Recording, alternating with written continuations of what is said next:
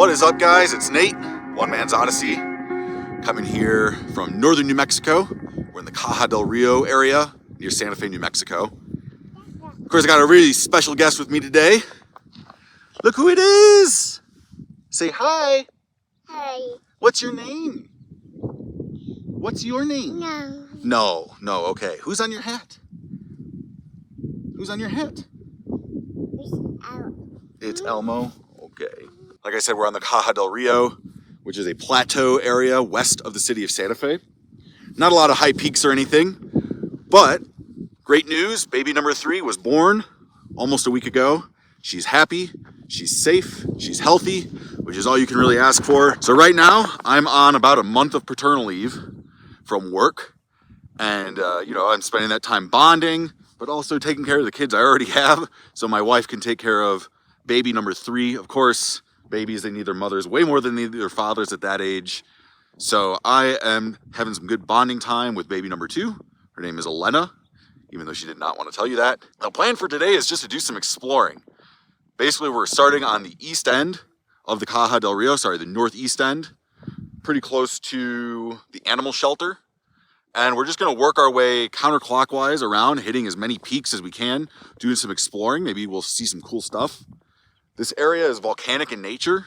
There's not really a lot of really high peaks, like I said. I think the highest peak is around 7,400 feet.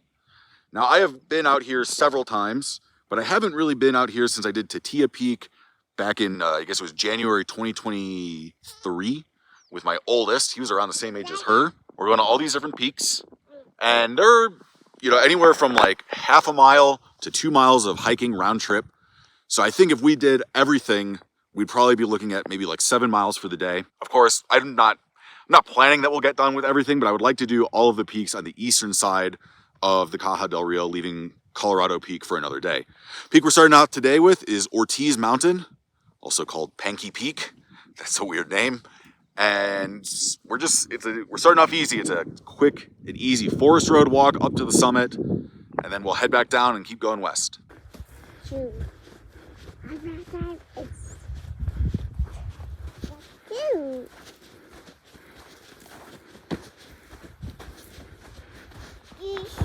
Cheese.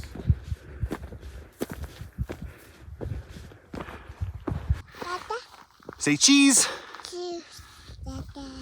I do have the baby backpack, the Kronk and Yuma backpack, but I'm hoping to put off using it for as long as possible. I have never had great results from my kids from it. They really don't seem to like it, and it's extremely heavy. It's a lot easier just to carry the 30-pound toddler on my shoulders instead of adding on the pack weight and everything inside it to bring it up to like 45 pounds or something. And maybe more like 40, but still, you put on that baby backpack, it's pretty heavy. Ta-da.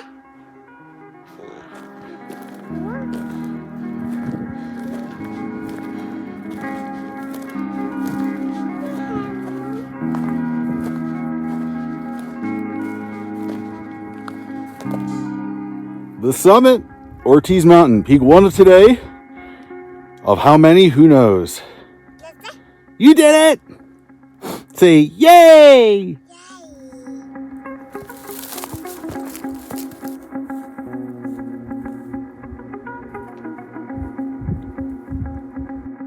It's a beautiful view. Looking towards Santa Fe. Of course, that's the ski area towards the right there. Church's Peak on the left, Santa Fe Bali Dead Center. Moving across, you can see there's the historic city of Santa Fe. That's where we came from. So we would have driven in on that road and turned off this way, and then headed onto the plateau. We have Mount Taylor way in the distance, and then some of our other goals for today. I believe we're going to be going there. That's one goal. And then also to some of the hills over there. We'll see how much we do. This felt longer than it was because I was carrying the baby. She got kind of tired of being on my back, and so we'll see what happens.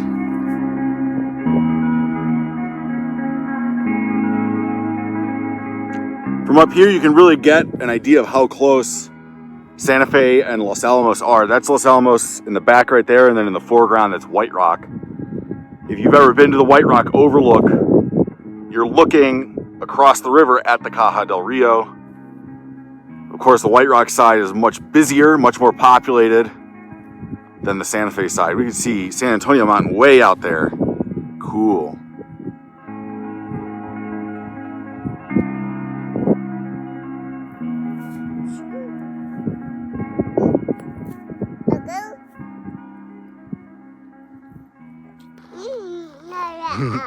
We're headed down from Ortiz Mountain. It's a pretty straightforward hike, up Forest Road for the most part, and then like maybe a quarter mile, half mile off trail. My guess would be probably around 2 miles round trip for this one.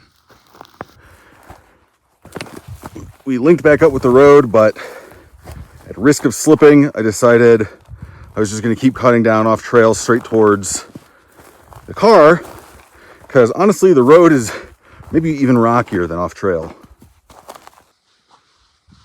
Just walking. Certainly, we're not going to get done what we originally planned. I think, what did I say? We had 5 peaks on the docket.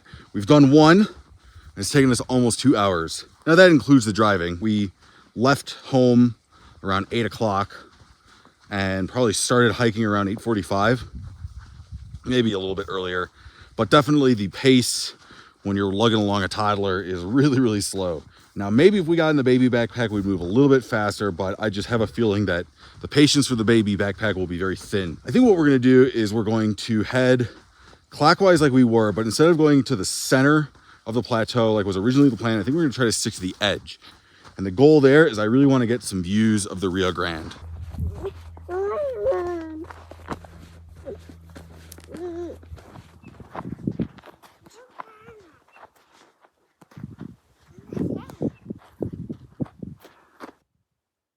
So the original plan was to head in that way towards the interior of the plateau and summit North Peak of the Twin Hills. I believe that's Cerro Rito, and that should be Cerro Micho right there. And then we were going to come out, summit Montoso Peak, Cerro Montoso, and go all the way around to the southwest towards Colorado Peak. That Colorado Peak was always a pipe dream, I think, but I think judging how things are, we may do those middle peaks. They're all very short hikes. We may do them if this one's feeling into it. But with our pace right now, I think we're just gonna relax and enjoy ourselves. We're gonna head to Cerro Montoso, and then we're gonna try to get to the Rio Grande.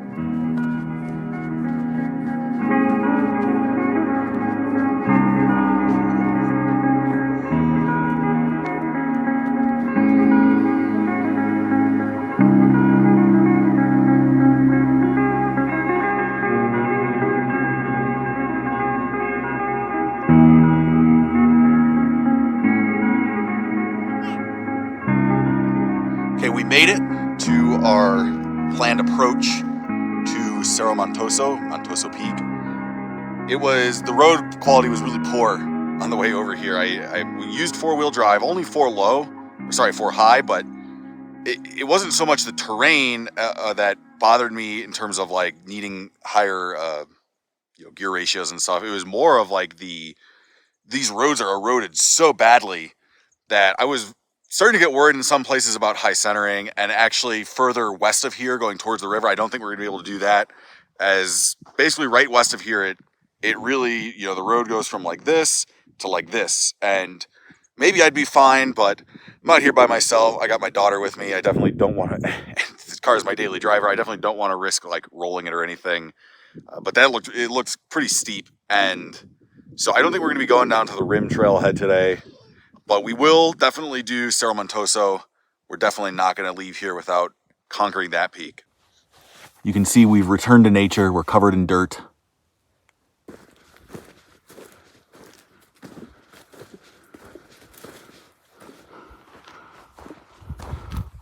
Getting through a barbed wire fence with a baby backpack, not a ton of fun.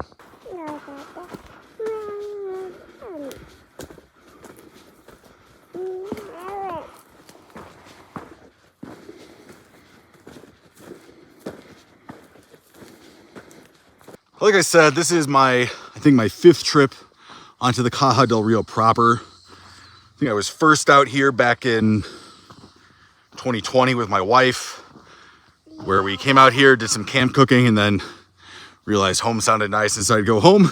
I also came and I hiked the high point, which is unnamed, but it is a P1K. I've also hiked up the Tor benchmark, which was a fun little scramble.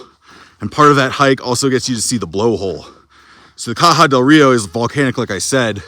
And supposedly, littered all around here are deep volcanic vents. The blowhole in particular, I think, is the only one that I could find actual coordinates for, location for. And it's like 150 feet deep. And yes, people have gotten stuck in it. I don't know if anybody's ever fallen in it, but people have definitely gotten stuck in it and had to get rescued. And supposedly there's other vents like that around the Caja del Rio, but the best I could find was a very grainy, low resolution picture that did not give a good idea where any of the vents were. So we may see some vents on here, but I find that unlikely given just the lack of information about it. I'm sure if you wanted to explore the area yourself, do some research, you could find them, but the goal for today is really to peak bag and to keep her appeased as long as possible. The Caja del Rio is actually the subject of a conservation campaign. I think they're called the Caja del Rio Coalition. I think they have quite lofty goals. Their goal is to get the Caja del Rio designated as a national monument. And so they were definitely putting a lot of pressure, or trying to anyway, on the Biden administration in their last 2 days. You can see they're follow them on Instagram. Their Instagram is very active the last week leading up to the inauguration because they're basically trying to get, I think, that administration, yes, hello, they were trying to get that administration to designate it a national monument. For all I know, there's tons of cool stuff to see and it's all just hidden. You know, people don't want to make it public because it is very close to Santa Fe.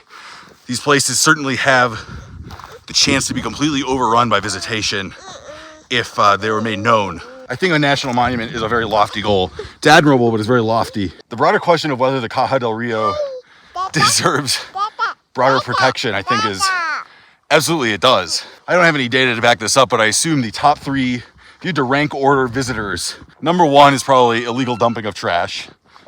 Number two is probably target shooting. And number three is probably drunk driving and side-by-sides and leaving the bottles and cans everywhere. So while this area, I think, you know, I love off-trail hiking. I love the feeling of solitude, of being the only one out there. But this place is so close to urban populations that, you know, that kind of environment quickly becomes trashed, quickly becomes abused. So in that sense, I actually probably would think that just some kind of infrastructure for outdoor recreation here, some maps, some awareness brought to the region that this isn't a place where you just dump your trash or get drunk off Modelo's and, you know, carve huge holes in the road with your side-by-side. This is actually a place where you can go hiking, you can go biking. Bikepacking is actually one of the most popular things in this area. That's, you know, what I would consider legitimate outdoor recreation. So I think bringing awareness to that is a really good idea. And hopefully some investment, you know, national monument, again, I think is lofty, but hopefully some investment in conserving this place and bringing awareness to what it does offer would be very valuable.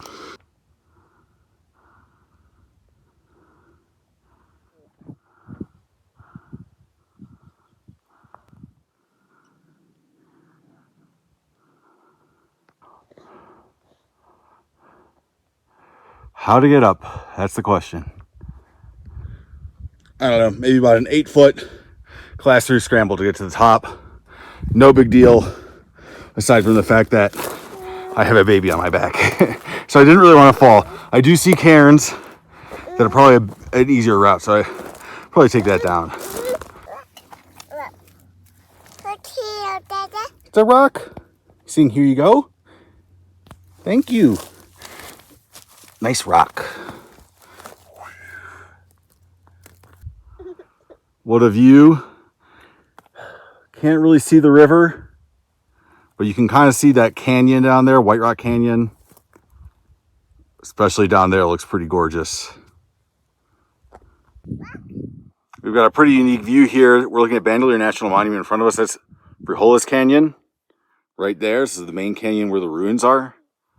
And this is Alamo Canyon coming down, exiting out there. And then we can see the San Miguel's right there. And those are the San Miguel's, and below that is Capulin Canyon. So a really nice view of this beautiful area.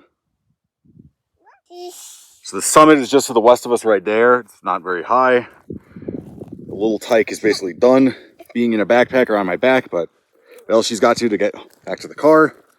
And I think definitely good that we're finishing up today, because I'm sure she will nap once we get back into the car. And so it's probably about a 45-minute drive back to Santa Fe.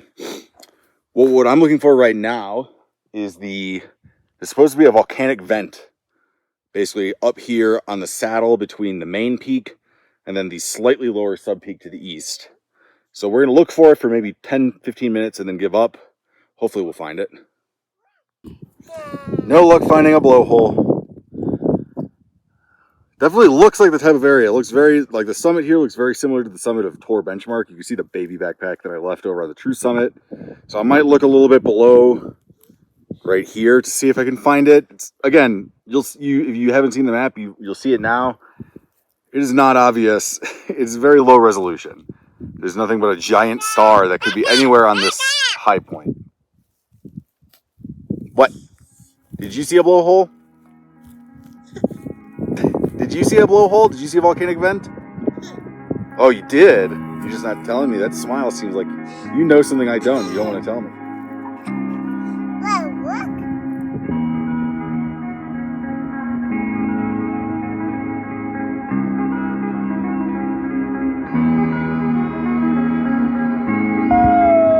There are definitely a lot of options for a scramble. You can definitely have a lot of fun up here. Still no sign of the vent. I might move a little bit around to the south, but that's a last ditch effort to try to find this vent. Can't find the vent. Wish I knew where it was. I bet if I had a drone, it'd be a little easier. Maybe should have studied Google Maps, or sorry, Google Earth a little bit more. But oh well. What are you gonna do?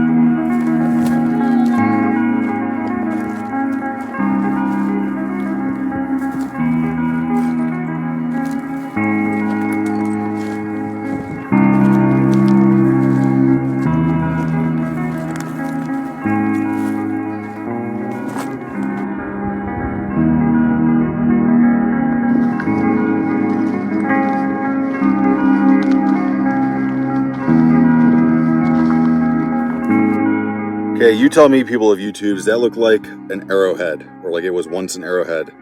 There's a lot of marks on that look like it was worked. And certainly, you know, that looks very symmetric. It looks like it tapers to this point, and maybe the point is missing now. I don't know why. It could be hundreds of years old if it is an arrowhead. But it definitely, like looking at it, it looks like it was worked in order to get to a point. Maybe you guys can see those marks on it. So, hey, let me know what you guys think. If it is an arrowhead, that's pretty cool. It's just this random piece of obsidian that I found around no other obsidian. So it makes me think that that's what this is. This is an old arrowhead.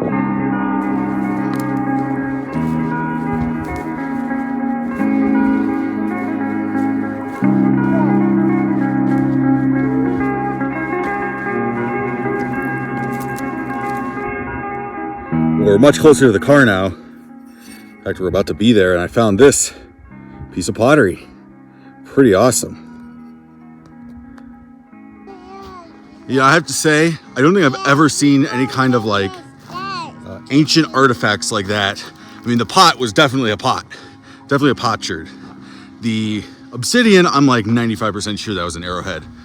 I think if I look at it, if I look at the pictures after the fact, I think I'll convince myself even more. And so I've never seen anything like that on a hike that wasn't, you know, like to a site like that, right? I've never seen it not at a ruined site. So I guess there's also some cool trash in addition to all the lame trash at the Caja Del Rio. I'd say that my experience, and that was a fun peak to hike too. I would say that after my experience today, even though we didn't quite make it to the river, I'd give a thumbs up to Caja Del Rio National Monument status. That was a good time. So thanks for joining me, guys. I can't wait to get back to regularly scheduled programming. If nothing else, got to lose the weight I've put on from all the takeout, thanks to having a newborn at home. And so we'll See you around, guys. Thanks for joining me.